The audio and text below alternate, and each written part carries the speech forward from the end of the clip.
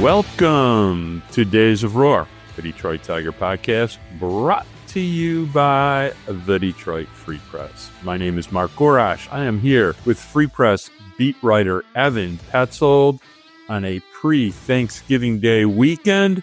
Hopefully all of you in the car driving to relatives you don't really want to see will listen to us talk some baseball for a few minutes. We have an unbelievably fun guest this week, and we also have Evan Petzold. Ev, a few things happened this week. We're going to skip the big two in honor of all the turkeys that will die in the next few days. And, talk to me a little bit about what's gone on. We had some 40 moves. We had a Detroit Tiger win a huge award this week. We had people get MVP votes. So let's take it from the top. Tarik Skubal won the 2024 American League Cy Young Award to nobody's surprise, but a lot went on. You talked to him. You talked to a few other people, but tell us what you found out. Yeah, Tarik Skubal winning the 2024 American League Cy Young Award is definitely the headliner of the news this week. AJ Hinch also finished third in 2024 AL Manager of the Year award voting. And Tyler Holton, he tied for 15th in American League MVP voting. Tarik Skubal finished 7th in AL MVP voting as well. But again, the headliner was Tarik Skubal winning the 2024 AL Cy Young Award. It was much deserved. He was the unanimous winner. He received all 30 first place votes from the Baseball Writers Association of America. The way that it works is a total of 30 voters from the BBWAA, 2 writers representing each AL city. They ranked their top 5 Cy Young candidates on a ballot submitted before the postseason. And it's 7 points for a first place vote, 4 points for second place, 3 points for third place, 2 points for fourth place, and 1 point for fifth place. Yes, I voted for the Cy Young Award this year. My ballot was Tarik Skubal 1, Seth Lugo 2, Corbin Burns 3, Logan Gilbert 4, and Cole Reagans 5. As for the overall results, Tarik Skubal received 210 points with all 30 first place votes. The other finalists, Kansas City Royals right-hander Seth Lugo and Cleveland Guardians right-handed reliever Emmanuel Clase, received 93 points and 66 points respectively as the second and third place finishers. 10 AL pitchers received at least 1 vote. Skubal, of course, triumphed above them all. He went 18-4 with a 2.39 ERA, 35 walks, and 228 strikeouts across 192 innings in 31 starts. He led the American League in wins, ERA, and strikeouts to secure the first AL pitching triple crown in a full season since Justin Verlander. He is one of 9 pitchers to win the Cy Young Award unanimously in the American League. He also became the 5th player in Tigers history to win the AL Cy Young Award, joining Denny McLain, Willie Hernandez, Justin Verlander, and Max Scherzer. An AL pitcher has not won back-to-back Cy Young Awards since Pedro Martinez in 1999 and 2000. So Skubal could be the first AL pitcher in the 21st century to go back-to-back if he repeats in 2025. I would not bet against him. Aside from all that, here's what stood out to me on a day-to-day basis, because I'm in there in the clubhouse every single day. Home games, road games, I'm there. This guy, Tarik Skubal, he wore his heart on his sleeve with the emotions he showed, and he was the anchor of the Tigers' entire team. Like, yes, there were team leaders, Matt Vierling and Jake Rogers, but Tarik Skubal kept everything steady with dominant performance on the mound and also his fun personality off the field. Like, he provided this sense of comfort. 1, you know you're going to win, and 2, you got a great guy behind the scenes that's going to be good to go to for literally anything. Like, don't forget, this guy was the first one in spring training to openly set the goal of making the playoffs in 2024. And then he just goes and leads the Tigers to the postseason. I think you got to tip the cap for Tarik Skubal, what he did just beyond the numbers. And then on the field, like, he bullied hitters with his high velocity fastball, averaged 97 miles an hour, maxed out at 102 miles an hour. The swing and miss changeup, it wiped out right-handed hitters. He pounded the strike zone fearlessly, which induced weak contact and generated whiffs. That was the thing that stood out to me the most, was he was unafraid. Like, it did not matter who was in the batter's box. Tarik Skubal was going to throw all of his pitches in the strike zone. It wasn't like he was just throwing fastballs in the zone. He was throwing all of his pitches in the zone. He did not care. who you were, he was going to beat you. And he shoved it down your throat. And I thought that was really impressive. The way that he went about his attack plan in game, the way that he handled himself behind the scenes, and then obviously the numbers then speak for themselves.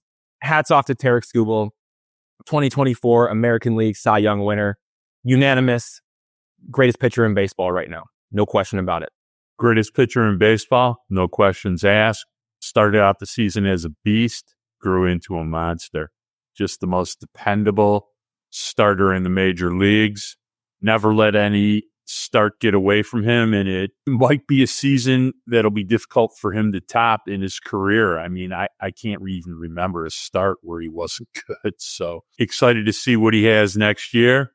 Excited to see what he follows up a full season of 32 starts with, and excited to see where he takes the Tigers in 2025, because when you have a man at the top like that, it pretty much puts a challenge to the entire rest of the rotation, if not the entire team, to get on board and perform. So what a year for Tarik Skubal, the unquestioned leader of the Detroit Tigers. Need a few more people to raise their game almost to Tarik Skubal level if they want to go all the way to the World Series and hopefully a World Championship.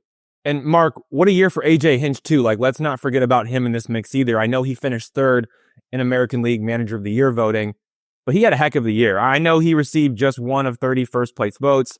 Cleveland Guardians manager Stephen Vogt ran away with the award, picking up 27 first place votes. Kansas City Royals manager Matt Quatraro finished in second place. 8 AL managers received at least one vote. But it was cool that the 3 AL Central managers were the 3 finalists for the award. And the voting played out just like the standings. Cleveland in first, Kansas City in second, and Detroit in third.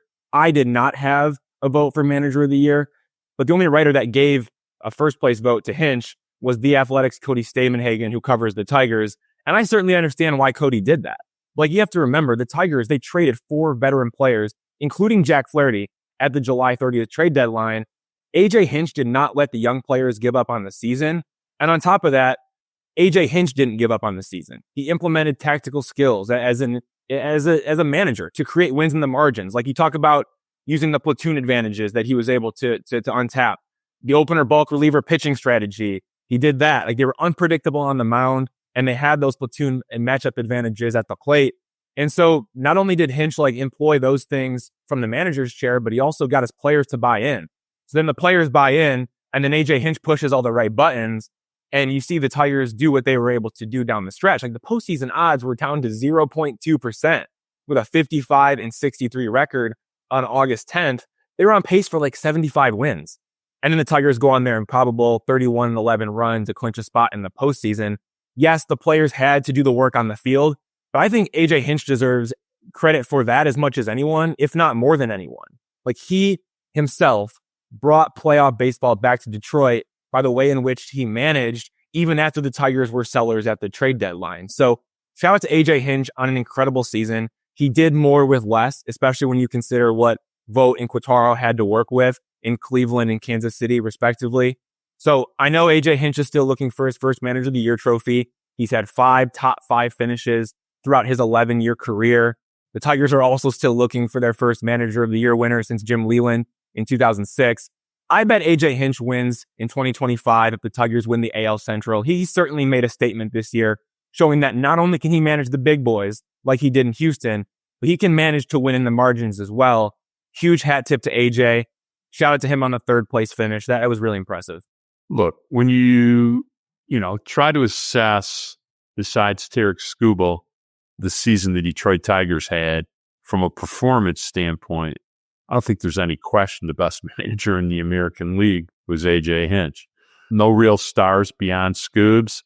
Some guys with decent years, some guys with decent 2 months, but nobody pulled the strings more than AJ Hinch.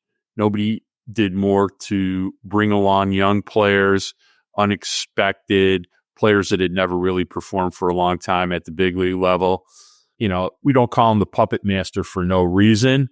And it was just an outstanding year, for AJ Hinch.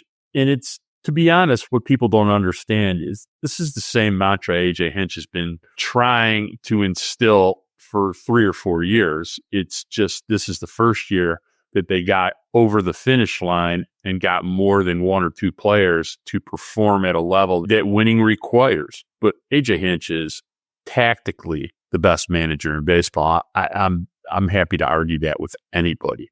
And then how about Tyler Holton, Mark? Because that's the news that shocked everyone, is you have Tyler Holton tying for 15th in American League MVP voting. Huge shout out to Tyler Holton, whom the Tigers claimed off waivers from the Arizona Diamondbacks in February 2023. And I guess that means shout out to Scott Harris too, because President of Baseball Operations Scott Harris was the one who claimed Tyler Holton off waivers from the Diamondbacks back in February of 2023. Holton received one 10th place MVP vote from Toronto Star columnist Mike Wilner. It was the only MVP vote for Holton, getting him a total of 1 point. But that 1 point put him in a 5-way tie for 15th place with Houston Astros second baseman Jose Altuve, Kansas City Royals right-hander Seth Lugo, Texas Rangers shortstop Corey Seager, and Houston Astros left-hander Framber Valdez. Holton posted a 2.19 ERA with 17 walks and 77 strikeouts across 94 and a third innings in 66 games in 2024. He started 9 games as an opener. He picked up 8 saves as a closer, all while averaging 1.4 innings per appearance. His ERA ranked first among 71 AL pitchers with at least 90 innings. Another thing about Tyler Holton we have to talk about. Tyler Holton has a 2.15 ERA over the past 2 seasons. That ranks first among 143 MLB pitchers with at least 170 innings. Yes, you heard that correctly. Tyler Holton has the best ERA in baseball over the past 2 seasons among pitchers with at least 170 innings. So that was the big news of the week. Tarik Skubal wins the Cy Young Award. AJ Hinch finishes 3rd in Manager of the Year. And Tyler Holton ties for 15th in MVP, while Skubal finishes 7th in MVP. I think what people forget is that, Tyler Holton's dominance is pretty unbelievable. Doesn't really change between right-handed and left-handed hitters. If you remember the beginning of the season, the first maybe 10, 12 Holton appearances were pretty mortal. They were not nearly as dominant as, say the other 125 appearances over the last 2 years. And I'm pretty confident that, if you carved out those first 10 appearances, his ERA was sub 2, which is even more amazing considering the past 2 seasons that he's had. Just endlessly used in the last 2 months of the season. Can't believe how many times and how many innings he threw. I'm sure no reliever was even remotely close to the 94 innings that Tyler Holton threw. And essentially was the Tarik Skubal of the bullpen. Let's be really blunt about it. I'll be fascinated to see how they use him this year and how they construct their bullpen, if they go to a specific closer or not, if they go to Holton as the closer, or they keep using him as the Swiss Army knife of the bullpen. But a great year for a few Tiger players, and we need a few hitters to step up into the realm of what some of the pitchers did in 2024 if they expect to continue to improve. So, you got a huge thing as far as, Holton, Skubal, and AJ Hinch. It was an exciting season. People now getting their accolades, and it's a great thing to see. All right, we're going to take a break. When we come back, I'm really excited for our next guest. Basically, the most interesting player on the Detroit Tigers, the personal catcher of Tarik Skubal, the man that stirs the drink, the de facto captain of the Detroit Tigers, one Jake Rogers. We'll be back in 60.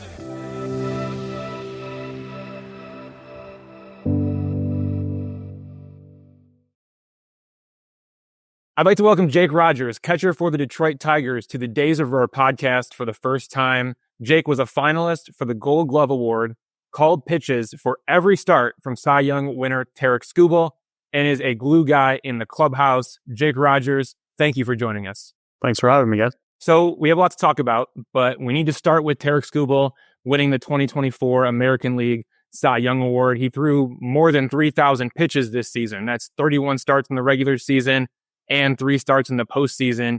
You caught all of those pitches and all of those starts. So with that being said, do you think some of that Cy Young belongs to you?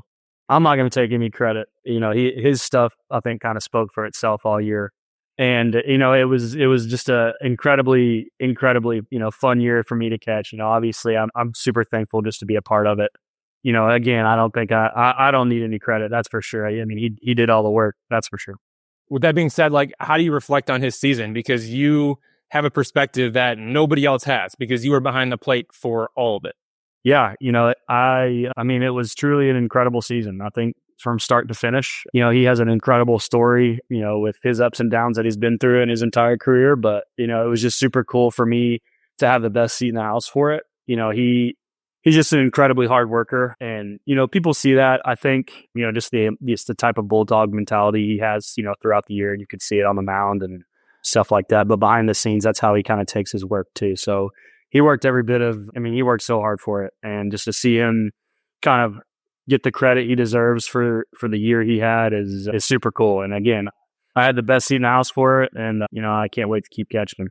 Jake, you kind of have a unique style with Tarik. You are able to bully hitters. It's not really a crossfire fastball, but it is kind of thrown from like a 1 o'clock release point, and you love to bully hitters, especially on the inner half of the plate, especially right-hand hitters, and then you had the devastating change-up to follow it up. But how did you guys develop kind of a strategy with that? It's been a work in progress over a period of years, but take us behind the scenes a little bit about calling pitches and how you guys decide what's what and when you're going to use what.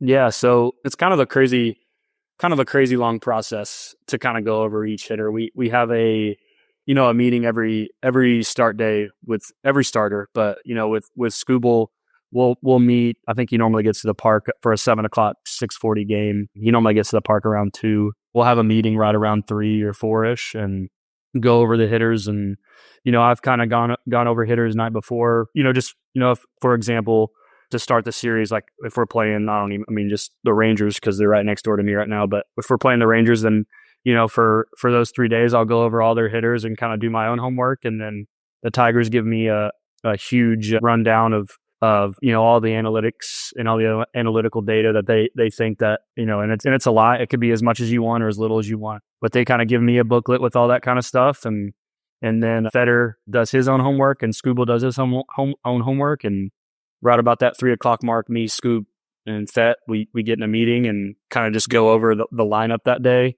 and kind of how we're going to attack each guy and, weaknesses, strengths, stuff like that. We obviously know going into it what Skubal's strengths are. So, the meeting is all about kind of what does really well. And then if there's a blaring weakness, for, Marcus Semien or Corey Seager, then, we're going to obviously try to go and exploit that and set that pitch up to where we can get, quick outs or strikeouts. So yeah, that's just kind of a quick rundown of it. The meetings, if we're playing in division and we've played them, a week before or 2 weeks before, we kind of they go a little quicker than normal, but they gotta kind of go for, 20 minutes and we kind of run over everybody's strengths and weaknesses and then go attack. Was there a point when you became Skubal's personal catcher? It's a decades-long tradition, but for you guys, it had to start somewhere. I think early on in the year, yeah, I think AJ kind of seems to play, like, for example, Carson Kelly caught every one of Flaherty's starts this year, except for one. I caught him once in Tampa. But I think AJ kind of, just realized that, a couple starts in, I think we just happened to I was catching Skubal, Carson was catching Jack, and then the other ones were just kind of matchups. If it was a lefty, he'd kind of find a place for both of us to be in there, or just, one or the other, whoever the analytics said. And the other ones were kind of just our catchers. And it was kind of a way for him to kind of split time and also, find out who's going to be hot and then play the hot hand for a little bit. But I think after a couple starts, with Jack and Carson, it was kind of the same way. They had something clicking where it worked and he stuck with them. And then, same with me and Scoob. I think, probably after 2 or 3 starts, AJ was like, man, I got to ride this hot hand. And he rode it all year, and that's a tip of the cap to him. He's the one that makes the lineup. So And I think, as we got a month and a half in, it was kind of known like, all right, I got Scoob, and Scoob would joke around, and give up he'd call it giving up the house, but he'd give up 2 or 3 runs, and he'd be like, all right, Rod, you're on thin ice. You better call better game next game. And, or, just messing around. We always give each other crap. We keep it lighthearted, but it was probably a month and a half in where you realize like, okay, this is my guy. Hey, let's not forget, by the way, that you had a fair share of your home runs on Tarik Skubal start days, I'm pretty sure. It seemed like you were always hot when he was on. I mean, it sure seemed that way. Yeah. Yeah. I didn't even think about it. I haven't even thought about it or even realized it. But I mean, he was my fair share of games started. So, I think, just trying to get something started for him. I think all the guys were just, man, this guy's going to keep the score low. We might as well score 1 or 2 because we have a chance. So, no, it was pretty cool. Jake, there's a lot of nuance to sequencing hitters, and I think one thing people don't really appreciate how good you are at switching up the game plan a little bit in-game adjustments. How do you kind of, understand when to change things up a little bit? Or obviously you kind of understand what pitch is really working on a particular day, but it's a huge skill in the major leagues to be able to change a game plan a little bit and understand how to emphasize, how to get hitters out and change that game plan during the game. Talk to us a little bit about that part. Yeah, it's so hard to describe. I think me and Evan talked a little bit about it in years past, just, sequencing stuff like that. And it's just so hard to explain because it truly is like, it's kind of like a chess match, within the game. You have all the information you could ever need. I mean, I think every catcher in the league kind of either wears a wristband or has one in their back pocket, just in case, like, okay, I got to make sure this is the right pitch. And there's all the information you could ever think of on, that you need on that little pad. So yeah, it's, as far as in-game adjustments, you kind of go and you stick to the game plan, and it's kind of like that old saying, everyone has a plan until you get punched in the mouth. And I think when a certain guy comes up and he's like, man, he really took that pitch well, or man, he just, as a catcher, as a hitter, like when you're hitting, you're like, man, I just missed that. And as a catcher, you can kind of tell when those things kind of start happening, and Scoob is a prime example of it. Like he might, first time through the lineup, he's fastball heavy.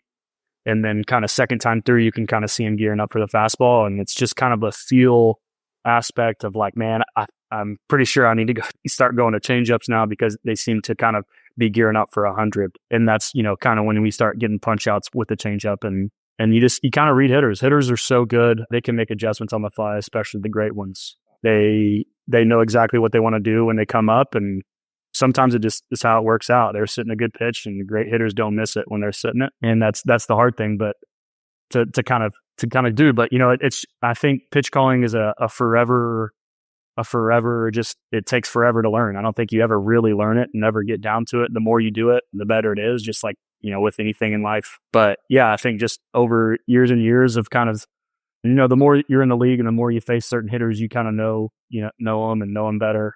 But yeah, it's a very hard thing to kind of describe, but it's just one of those things you kind of see a hitter, man, really take one really well. And you're like, okay, well, I kind of know he's kind of sitting soft this at bat, or he's looking to pull, or blah, blah, blah. So it's just kind of those in-fly adjustments. And AJ, who, caught in the big leagues forever, and Chris Fetter and Robin Lund and Ciank. I mean, all the coaching stuff really is like, if they have any inclination and they see it from the side view, of come up to me and be like, man, what do you think about this? Fett would be like, man, I really think that they're on the eater today. What do you think about switching it up? And I think it's just a group collective, and that's, always being able to learn from everybody. It helps kind of navigate a lineup. There's an element that we haven't discussed, and that is there has to be a lot of trust between you and the pitcher when you're, obviously making these adjustments and calling pitches. And talk about, how that relationship evolves, or, over time, or, just in general, because I'm sure pitchers have ideas about what they want to throw. And sometimes, who gets the last decision when it comes to what to throw. And I'm sure each guy is different, but speak to that a little bit. Yeah. Each guy is, you hit it right on the head. I mean, each guy is very different. I mean, I've had guys, the first guy that comes to my head is Tyler Alexander. he literally never shakes. It doesn't matter if it's like, if in the back of his head he thinks it's like the worst pitch call, he's just going to go, okay, I'm going to throw it. It seems terrible, but here it goes. That's just the way he is. He knows like that whoever the catcher is probably did his homework, and, obviously he's meeting and stuff like that. But when he was with us, he was like, all right, when I caught him, and, and he had numerous catchers catch him, but when I caught him, it was like, all right, I trust you. The length of the time that it takes for a guy to trust you, it depends on the guy too. Some guys it takes 1 or 2 starts. Some guys you could catch a bullpen and be like, man, I really think, or you just know the guy from being in a league for so long that you can just, that he's going to call a good game and trust him, and just from word of mouth. But yeah, Tyler Alexander was that guy that, he would just in the back of his head, he heard, in the pitch column or on the signs, he'd see fastball and go, all right, guys, I don't have to think about anything else but other than executing this pitch up and in or down and away. And that kind of cleared his mind to pitch better. Skubal is kind of the same way. He's a mix. He's definitely shook. I think he, probably shook once a game on average, twice a game on average. And it was just in the back of his mind. He was like, all right, I'm going to go change up here, and or I'm going to go fastball up, or whatever the pitch might be. And I always like to put, it's at the end of the day, it's the pitcher's game. He's up there. He's controlling the game. If he wants to shake, you're not going to hurt my feelings whatsoever, because at the end of the day, it's that pitch. And if you have conviction, I think conviction plays a huge role in your success. So yeah, I think it depends on the guy and how long it takes to trust. I would say it would take, at least 2 or 3 starts for you to go, okay, I trust this guy. We've done real. We've clicked well, and we're on the same page for the most part. And again, it takes less, it takes more. Sometimes it just kind of depends on the guy. So then what was pitching chaos like for you? I mean, you get to the trade deadline and Jack Flaherty gets traded and all these guys come up. Pitching chaos begins, and you got guys like Brant Herter and Ty Madden and Brian Sammons. Like, what was it like working with those guys at that specific point in the season? And how'd you find so much success? Yeah, so I leaned on Dylan Dingler a lot throughout that process. He had caught Brant, he'd caught Ty, he'd caught Sammons, so he'd caught all these young guys that came up after we traded Carson. So he came up, and he was a big guy that I leaned on with Brant when I caught him for the first time. Was like, okay, well, what clicks with him? What does he go to? What's like his strike pitch, his strikeout pitch, blah, blah, blah. What does he like to get into the count with?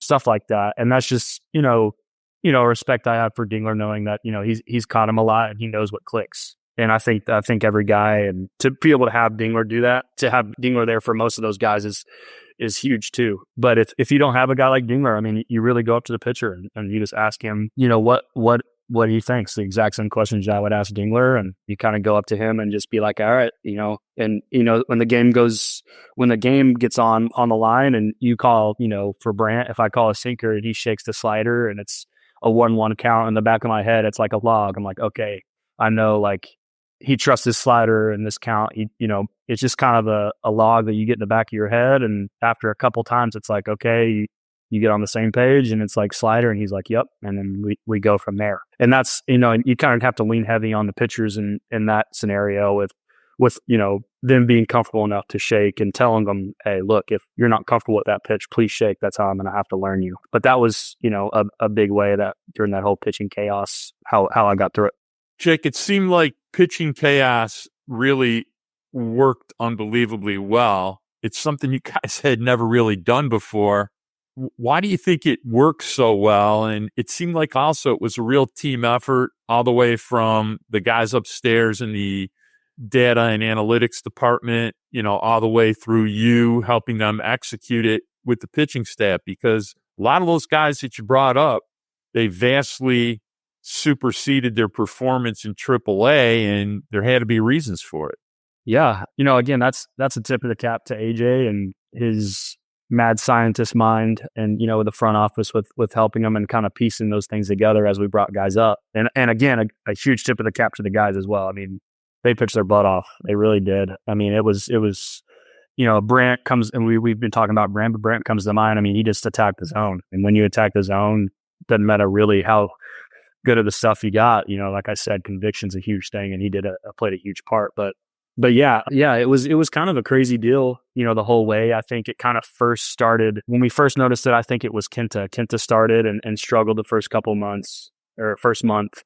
And after that, I think AJ was like, well, what if we, and again, I don't know if this was AJ's decision or whose decision it was, but someone along the line said, hey, I think we should, try opening for him, and he can catch a bulk, amount of the innings, 3 through 5 or whatever it is. And then we can bring in Will Vest and Foley and whoever, Brisky. And I think it really helped Kenta, and Kenta started getting through those, 3 or 4 innings. And then we started, I think that was kind of the time that, the trade deadline came, and then we started bringing guys up, and AJ was like, well, at first, let's kind of switch things up and see if we can get, the other team to kind of, open with Brisky, and see if we can get the team to load their lineup with lefties and bring Brandt in there and, and sink them to death and ground ball them to death. And it just worked. And then I think, if it ain't broke, don't fix it kind of deal. I think that's kind of what happened with AJ and the front office decision, and it just was working. And he just kept rolling with it, and I probably would have done the same thing. I'm sure, the bullpen was in shambles, not knowing when they're going to pitch or if they're going to close out or if they're going to start or what they were going to do. I'm sure in their mind it was like, what the heck is going on? But, I think everybody else is like, man, this is really working. They're keeping the score low. Why not? You've mentioned AJ Hinch a few times. We had AJ on the show and we asked him about you. So now we have to ask you about him. What's it like having AJ as your manager now that you guys have a few seasons together? Man, I truly, I've come to love that guy. I really do. I mean, I think he's a great manager, but, at first, when we first started working together in 2021, I had known him prior, he was, and again, this was a super, I'm going to kind of pat him on the back, but when I was with Houston, I got drafted by Houston in 16 and was over in minor league camp with them in spring training in 17. And I was there for what they call mini camp, which is, they bring a couple catchers and a couple other guys just in case they, want guys to go on long road trips or, bite the bullet, on those trips. So, catchers, it was, to go catch bullpens every once in a while, which, growing up, that was the big thing I always liked to do was catch the best. And it was a cool deal that Houston kind of put me in, and I was able to go over and catch a few bullpens, and they brought me over for pretty much every game. I never got in a game. It was just pretty much to help out the bullpen catchers in the bullpen and catch bullpens during the game.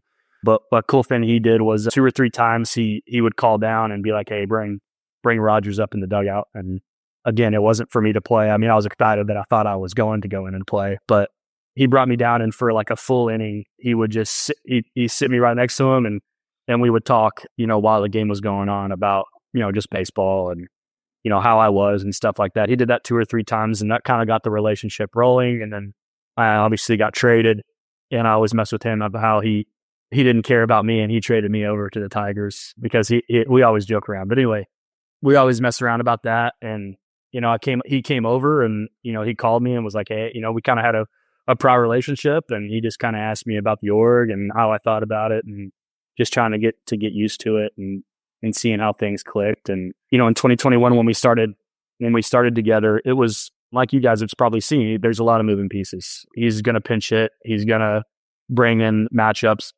pitching wise. That's why I tell all the young guys coming up is be ready to pinch hit. You really never know, or going for defense because you never know what he's going to do. And as we've worked together, the more and more I learn about him. And I think the great thing is early on, I just think of an example. He pinch hit Hossie for me in 2021, and it was a lefty on the mound, and he was pinching another righty for me.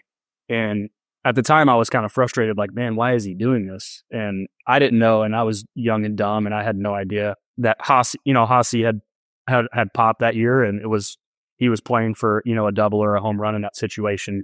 And at that, I kind of selfishly, as a young player, kind of just like slammed my bat in the bat rack and kind of went back. And the next day he brought me in the office and was like, yo, what's up? Why are you mad? And I explained to him exactly what I thought, and he explained to me exactly what he thought. And afterwards I was like, man, I didn't even think about that. I'm so sorry. I'm an ass. It's really kind of how it went. But it was from then on out, I kind of I always had respect for him. But after that, it was like, man, okay, this guy's going to tell me exactly what he thinks. And ever since then, you can see me during the game, go up to him and I'm literally just asking him a question of like, it might be a question like, why the heck, what is Bruce Bochy thinking here? Good or bad, or what are you thinking here? Bringing in Holton other than this, and just I'm just, I truly love baseball, and I love learning little things like that. He's been around forever, and he's one of the best at kind of mismatching hitters and pitchers and stuff like that. Again, the mad scientist type. But yeah, we have a great relationship. Anytime he thinks that I did something wrong or good, he'll come up and tell me, what did I think in that situation as far as pitch calling or whatever situation it may be. And if I think I did bad, I'll go up and say, what were you thinking? Were you on the same page as me? And it was just, luck of the draw, or, it was a bad call. And that's how I think truly players get better is learning from your mistakes. And when you do something good, kind of telling, hey, this is why this worked out. And I was on the same page as you. He just happened to hit a homer, stuff like that. So we've kind of gotten along really well. We have the same kind of dry sense of humor. We love to rag on each other. So yeah, I've grown to really truly like playing for that guy. He's an awesome manager and truly a player's guy. One thing that I think was really underrated about what you guys did was the player buy-in to all the pinch hitters. You mentioned this like opener bulk reliever strategy that you guys rolled out there, pitching chaos. And you mentioned like going up to AJ and asking him questions. Hey, what are you seeing in this moment? Why are you bringing this guy in this situation? Or, hey, what is a different manager thinking? How did he get all of you guys to buy in to his strategy? Like you mentioned that he's, kind of got that mad scientist brain. How does he get you guys to buy in and say, okay, yep, we're doing this. It's all for the team. It's not about the at-bat that, maybe he's taken away from me, but it's about the at-bat that he's giving to a different player. Yeah, I think a lot comes from him, but I think more so it's from the players. Really, it really is from the players coming up. Greeny plays a huge role in that. Matt Vierling plays a huge role in that. These guys that were, these young guys that were coming up, after we traded away Gio, after we traded away Mark Canha, Carson, all these guys that were coming up, they would just kind of remind them, me, I'd be like, hey, look, be sure you're loose by the third inning, because after the third inning, you never really know. And just being able for them to go back there and just get ready. Zach McKinstry is another one. He's kind of always been the guy that he's going to be in the game no matter what. If he's on the bench that day, he's probably going to be in there, by the sixth inning. So I think really the players did a really a good job of kind of telling these younger guys that are coming up of like, look, buy in this. And it's definitely weird playing every day. You're not going to get pinch hit for. It's a different type of atmosphere. And I think he did a really good job of piecing things together. And definitely the players did a really good job of telling these young guys, hey, look, this is how it's going to be. And again, it's a tip of the cap to those guys for the young guys to kind of come up and buying in, because they really did a good job at that. We have to talk about this. You were one of 3 finalists for the Gold Glove Award. Obviously, Cal Raleigh won. But what did it mean to be in the mix for that, considering all the work you put in, especially since Tommy John surgery in September of 2021? And how much credit does catching coach Ryan Cienko deserve for getting you to where you are now in your career as a catcher, especially since he helped you perfect the one knee setup while you were rehabbing from elbow surgery? He deserves a lot of it, if not all of it. Me and Sinks, when he got hired on just as a catching coordinator, AJ had kind of called over and been like, hey, Tim Federovich at the time is going to be in contact.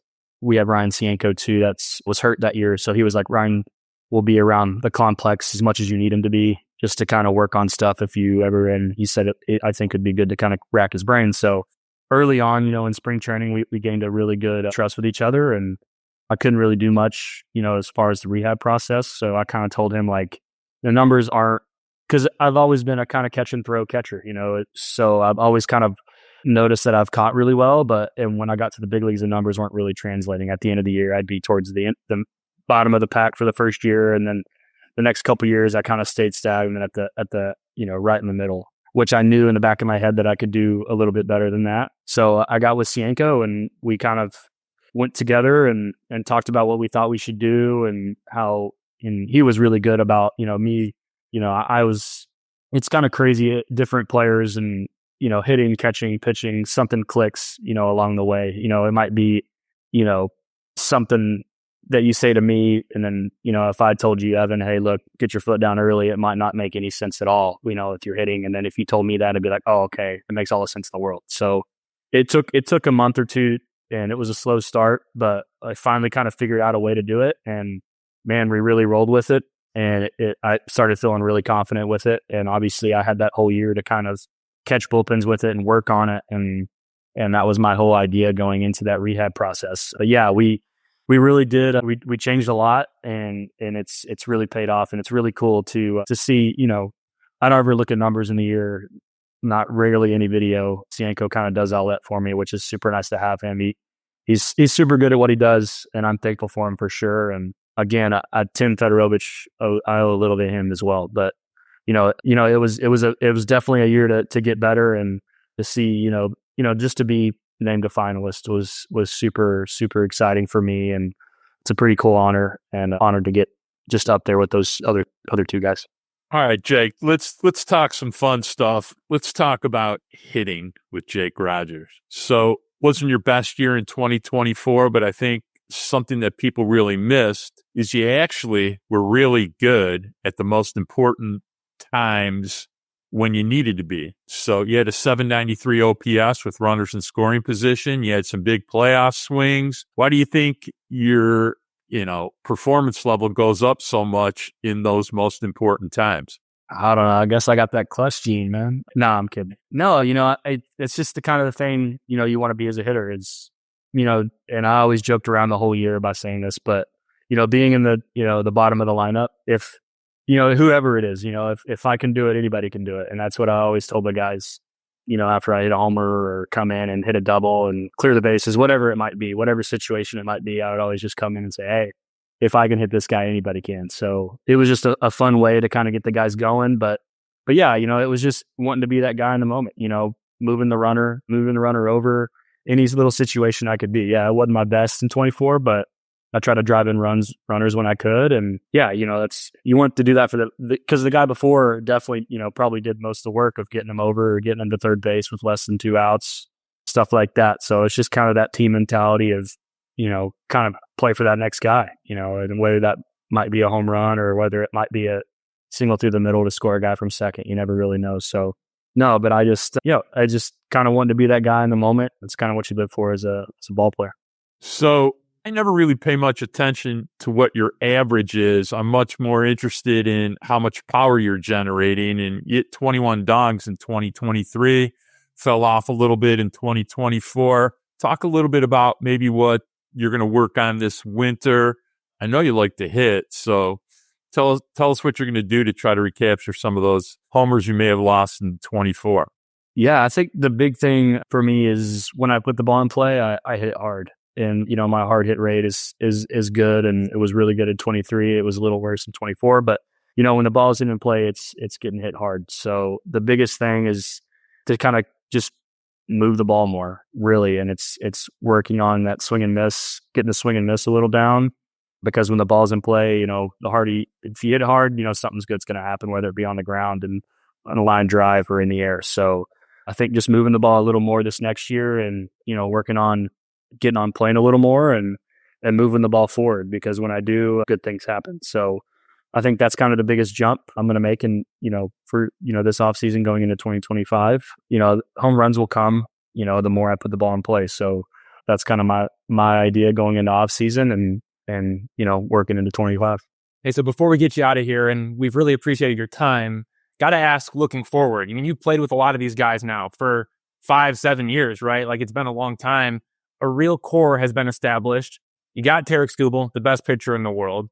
You got so much is brewing with the young players. And so things clicked, right? You guys made the postseason. You won a series in Houston, obviously fell short in ALDS, but what are your expectations going into 2025 with this group that obviously, things feel a lot different now than maybe they did last offseason?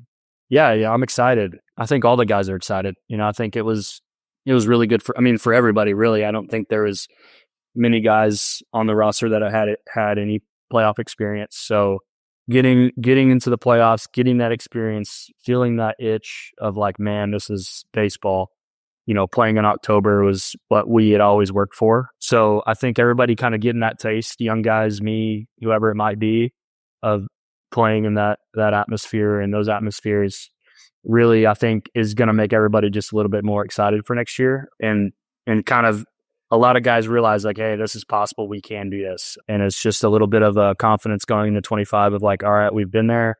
Now we got to stay there. So I think a lot of guys are just excited to kind of get the ball rolling again. I know I've been in contact with a lot of teammates of I'm excited to eat on Thanksgiving, but after that, I think I'm ready to kind of get baseball rolling again and get back into spring training and really get to hanging with the guys because we truly get along really well. We mesh really well. So I think guys are just ready to get back to it and get playing and get that feeling of October baseball game because at this point we know we can do it. We know we have the keys to do it, and whatever the front office decides to sign whoever they want to sign or not who they want to sign, we know, it's within us and might as well just get it going. All right, Jake. The Jake Rogers sense of humor is pretty legendary. So Evan and I were talking, and we want to know what the funniest conversation when you've gone out for a chat at the mound has been in game. There has to be some stories there. So, what do you think the funniest conversation over the years has been when you went out to talk to a pitcher? Oh man, that's tough. That's really tough. I've had some good ones. Most of the time, it goes so quick, you don't really realize what you've said. A funny one this year was when I slapped Scoob. I don't even know why I did that. He had something in his eye, and I told him I was going to jar it out. And so I slapped him across the face, and I took every opportunity to do it. I don't really know why I did that. It was just me being an idiot. But I've had, I'm trying to think of a good conversation because most of the time you go up and there's a few guys that'll do it, but I think the funniest ones are like you go up and you're like, hey man, because sometimes you go out there and they're struggling, right? And most of the time when I'm walking out there is because AJ needs more time for the guy in the bullpen to get ready. It's not definitely a good thing when I'm going out there. So most of the time the guys are, have a run of stored or guys are kind of running all over, but there's a few guys that have done this, but you kind of go up and it makes me laugh every time. But like you'll go up to the mound and be like, hey, I'm just going to kind of give you a breather. And he goes, man, I'm really going through it right now. And just like kind of realizing what he's going through, and he kind of and just says like, man, that ain't good. That wasn't good, was it? Just kind of giving up a couple barrels. And I always just laughing off. And I'm like, dude, we're going to get through it. There's 2 outs right here. Let's just go. And I'm trying to just keep calm and react and make it serious. But I'm sure there's some funny ones I can't really think of right now. But those are always the ones that kind of make me laugh, or the guys that realize like, all right, this is bad. Like, let's go. So, but yeah, I can't really think of one right now. It's a bad answer for me. Hey, well, the Tarik Skubal slap game, I'm pretty sure was a 2-homer game for you as well. So tip of the cap on that one. Was? No, man. Don't tell me that. Why not? I'll go out and slap him again. First inning. Hey, if it ain't broke, don't fix it. He gets one out. I go out and just slap him. All right, dude, I need 2 homers today. I'm sorry. I love it. All right. Hey, Jake, that's all we have for you, man. But thank you so much for joining us. We appreciate your time and all your insight. And look, congrats on a great 2024 season, both for you personally and for the team. We can't wait to see what happens in 2025. Thanks again for coming on the show. Awesome. Thanks, guys. Yep. Thanks, Jake. Everyone, that was Jake Rogers, Detroit Tigers catcher. We have more to discuss about the Tigers, so don't go anywhere, but let's take a break.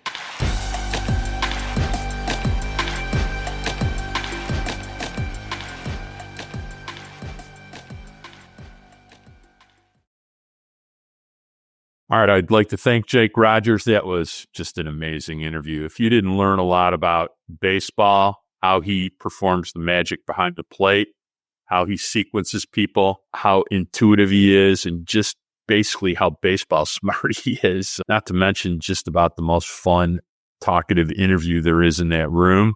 I hope you enjoyed that. It's one of the best guests we had this year, for sure. I'd like to thank Jake for coming on. A little different spin on the Tarik Skubal Cy Young Award. We got the guy that stirred the drink. That was a lot of fun, wasn't it, though? It was awesome. And I got to say, on behalf of all the beat writers, thank you, Jake Rogers, for everything all season long. Like, you were a pros pro in the clubhouse, always available, always willing to answer any question. When times were good, when times were bad, you were always right there by your locker. And that goes greatly appreciated. Like, to have somebody to go to and talk to when you need a quote, even if it's in a bad moment, like, you were there. And that goes a long way amongst all the beat writers there. There's a lot of good ones in that clubhouse there. And Jake Rogers, you're a special one for sure. So we appreciate it. Thank you very, very much for coming on the podcast, but also thank you for everything throughout the 2024 season. All right. The Tigers made a lot of roster moves this past week. Had to set their 40-man roster, made a claim, cut a few guys. You have the Rule 5 draft coming up in the next few weeks at the winter meetings. Yeah, the tender deadline for arbitration. Ev, give us a rundown of what happened. Yeah, the Tigers made a lot of roster moves with the Rule 5 protection deadline on Tuesday night and the tender deadline on Friday night. We'll start with Tuesday. The Tigers protected 3 pitching prospects from the Rule 5 draft by adding them to the 40-man roster. All 3 of them are right-handed relievers: Chase Lee, Tyler Mattison, and Tyler Owens. We'll start with Tyler Mattison. He's the headliner of the relievers added to the 40-man roster. Even though he didn't pitch in 2024, he underwent Tommy John surgery in mid-March, should be healthy at some point early in the 2025 season. But in 2023, he averaged 12.4 strikeouts per 9 innings with a 1.62 ERA in Double-A Erie. His fastball averages 95 miles an hour with ride and deception to generate whiffs. He also misses bats with his curveball and his changeup. The 3 swing and miss pitches, that opens the door for his MLB debut in 2025, as long as he performs well in AAA Toledo. The Tigers selected Mattison in the 4th round of the 2021 draft out of Bryant University. So that's Tyler Mattison. And then you have Chase Lee. He was acquired from the Texas Rangers in the Andrew Chafin trade at the 2024 trade deadline. He's a low-velocity reliever with a sidearm delivery. He's probably closest to his MLB debut among those 3 pitchers, considering his AAA experience. He posted a 2.76 ERA at the AAA level in 2024. He had 31 strikeouts compared to only 4 walks over 22 innings after the trade from the Rangers to the Tigers. His fastball averages just 89.5 miles per hour, but he has a high spin slider and relies on the command of his 4-pitch mix for strikeouts. So it's a different look for hitters with the sidearm delivery and the low velocity. At some point, we'll see how that translates to the big leagues. That's Chase Lee. And then you have Tyler Owens. He was acquired from the Rangers as well, but not in the Andrew Chafin trade, in the Carson Kelly trade at the 2024 trade deadline. He registered a 2.96 ERA at the Double-A level in 2024. He has not pitched in AAA yet. He has a 4-pitch mix that has the potential to attack both-handed hitters at all quadrants of the strike zone. Fastball sits around 95 miles an hour and touches 99 miles an hour, but it also generates swings and misses. He also throws a slider, cutter, and splitter. There's a ton of potential here. I love the fact that both Owens and Lee are 4-pitch relievers. Even though they're completely different in the velocity department, they throw 4 pitches and can get you out in different ways. That happened on Tuesday. And then on Friday, the Tigers tendered contracts to 7 arbitration-eligible players in Tarik Skubal, Casey Mize, Jake Rogers, Will Vest, Jason Foley, Matt Vierling, and Bo Brisky. The Tigers also agreed to terms with 2 arbitration-eligible players in Zach McKinstry and Andy Ibanez. McKinstry and the Tigers agreed to a $1.65 million contract in the 2025 season to avoid arbitration. Ibanez and the Tigers agreed to a $1.4 million contract in the 2025 season to avoid arbitration. The other 7 players, including Tarik Skubal, have until January 9th to negotiate their 2025 salary with the Tigers. If the 2 sides can't agree, then an arbitration hearing will be scheduled for February to determine which side wins the case. So basically, Zach McKinstry, Andy Ibanez, those 2 guys just took care of their business early, signing the deals. Everybody else has until January 9th to agree to terms with the Tigers. If not, then there's going to be an arbitration hearing at some point in February. On Friday, the Tigers also claimed left-handed reliever Bailey Horn off waivers from the Boston Red Sox. He has 2 minor league options remaining. He's a power lefty, but he struggles to throw pitches within the strike zone. His fastball averages 95 miles an hour, but he doesn't miss a lot of bats. And again, he issues too many walks. So those are the 4 players added to the 40-man roster over the past week: Tyler Mattison, Chase Lee, Tyler Owens, and Bailey Horn. To create space on the 40-man roster for those moves, the Tigers designated for assignment right-handed reliever Wilmer Flores, infielder Eddys Leonard, right-handed reliever Ricky Benasco, and right-handed reliever Brendan White. The Tigers also non-tendered all of those players, essentially skipping the waiver process and making them free agents. I anticipate some of them, if not all of them, will return on minor league contracts. The 40-man roster remains at 40 players. Those are the roster moves in the past week. You know, some people might be surprised that Eddys Leonard was non-tendered or essentially DFA'd off the 40-man, but he's Javi Baez 2.0. He's Javi Baez 2.0. has some skills, but you've now been essentially cut by both the Dodgers and the Tigers. If you don't think that's saying something to orgs that are pretty damn good these days at evaluating talent, especially at the bottom of the roster, you can argue it, but I think I'd be paying attention to what's happening. The Horn pickup, I really kind of like. Classic kind of guy the Tigers like to pick up these days. Stuff isn't the issue. Command is the issue. So I would, think that they have a plan for him, and a guy with a ton of upside, very low level of risk, pretty much exactly what they've been doing in the past 2 seasons under Scott Harris. Another guy that fits the mold, and we'll see how that comes along. So I'm excited because December 9th, the winter meetings start, because this last month of zero real baseball activity is just boring me to death. And I just can't understand why Major League Baseball lets the quiet period go on for so long. It just, there's just a bunch of goofy speculation about nothing, and it ends up being for a month. It's just kind of crazy. Have you got a thought about that or no?